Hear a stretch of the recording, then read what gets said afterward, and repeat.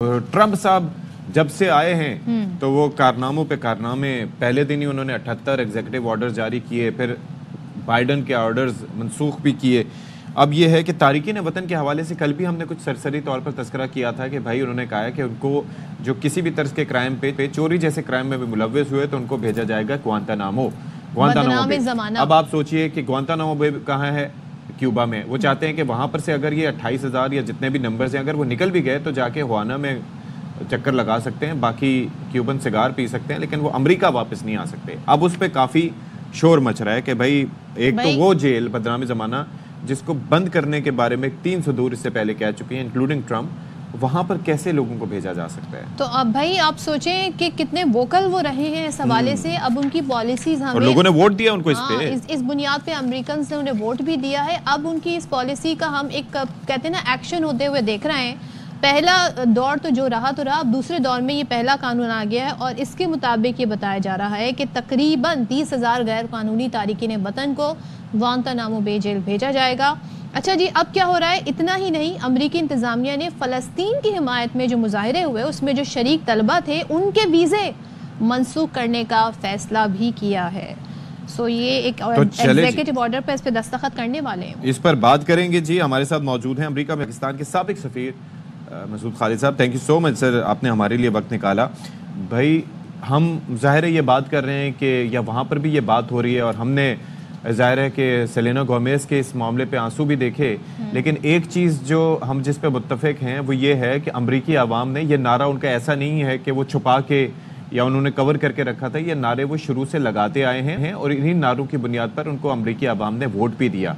तो your thoughts के वो जो कह रहे थे वो कर रहे हैं, क्या इम्पैक्ट इसका होगा, ख़ासतौर पर अगर हम GDP में कंट्रीब्यूशन देखें इमिग्रेंट्स की या एट्सेट्रा एट्सेट्रा? तो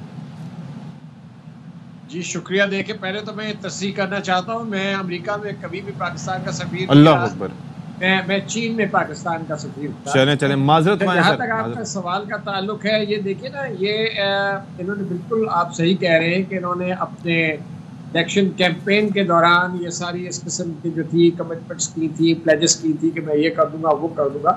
तो अब एक नई फिल्म चलनी शुरू हुई है वहाँ पर, जिसमें जो है यानी कि एक हलचल मचा दी है, एक इंतशार है और लोग जो है वो ज़ाहिरी बात है वहाँ पे बड़ी बेचैनी है। जो मास डिपोर्टेशंस हो रही हैं इमिग्रेंट्स की, इलीगल इमिग्रेंट्स की, इसके ऊपर बड़ी रेजिस्टेंस है।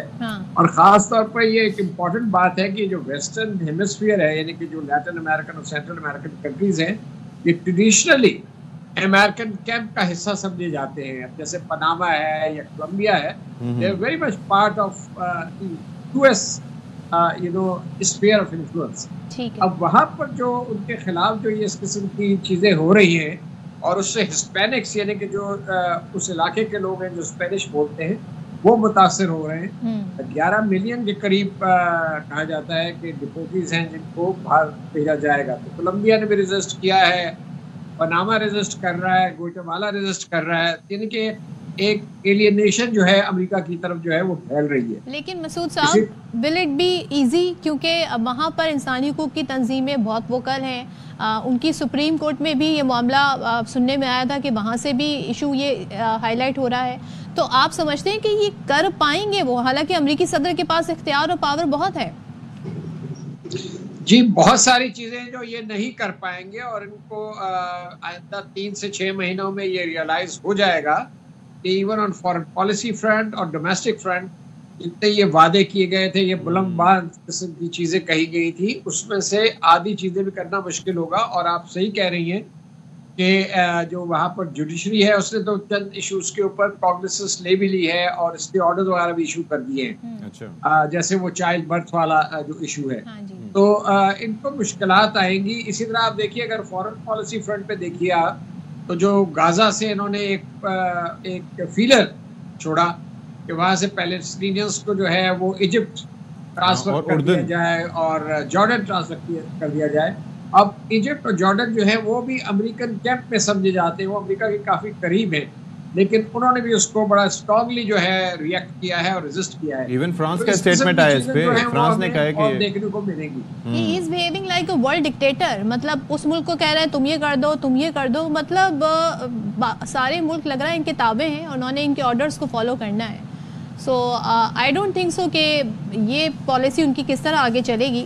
دوسرے وہ جو کہتے ہیں جو طلبہ، اور ہمیں پتہ ہے امریکہ میں، یو کے میں، یورپ میں کتنا فلسطینیوں کی حمایت میں احتجاج ہوا، خاص طور پہ جو ینگ جنریشن ہے جسے ہم جین زی کہتے ہیں، انہوں نے تو ایک سروے بھی آیا تھا جس میں انہوں نے حماس تک کی حمایت میں ووٹ ڈالے ورسز اسرائیل. اب یہ کہتے ہیں جو ان کے ویزے منسوخ کر دیں گے. تو اتنا غصہ، اتنا ریٹیلیشن، اور وہ بھی ینگ جنریشن کے خلاف، کیا ہونے جا رہا ہے امریکہ میں؟